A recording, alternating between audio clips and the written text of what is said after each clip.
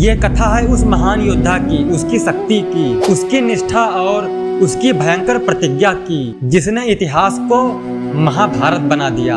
ये कथा है भीष्म पितामह की, हस्तिनापुर के युवराज राजा शांतनु और माँ गंगा के पुत्र। उन्होंने गुरु वशिष्ठ से ज्ञान पाया, परशुराम से युद्ध कला सीखी और गंगा से संयम।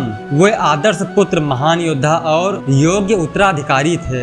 राजा शांतनु अपने राज्य में शांति पूर्वक शासन कर रहे थे, लेकिन एक दिन यमुना के किनारे उनकी दृष्टि एक मछुआरिन कन्या सत्यवती पर पड़ी और वे उससे प्रेम कर बैठे। राजा ने विवाह प्रस्ताव रखा, लेकिन सत्यवती के पिता ने एक शर्त रखी, सिंहासन केवल उसकी संतान को मिलेगा। ये सुनकर शांतनु टूट गए, क्योंकि उत्तराधिकारी तो पहले ही देवव्रत घोषित हो चुके थे। प्रेम और कर्तव्य के बीच उलझे राजा ने मौन धारण कर लिया। जब देवव्रत को ये बात ज्ञात हुई, उन्होंने बिना देर किए मछुआरे के पास जाकर वचन दिया, वे कभी सिंहासन का दावा नहीं करेंगे। परंतु शंका अब भी बाकी था, यदि तुम्हारी संतान भविष्य में अधिकार मांगे तो? तब देवव्रत ने वह भयंकर प्रतिज्ञा ली, मैं आजीवन ब्रह्मचारी रहूंगा, मैं संतान उत्पन्न नहीं करूंगा, मेरा वंश यहीं समाप्त होगा, मेरा जीवन, मेरा अस्तित्व सब हस्तिनापुर को समर्पित होगा। ये प्रतिज्ञा इतनी कठोर थी कि आकाश तक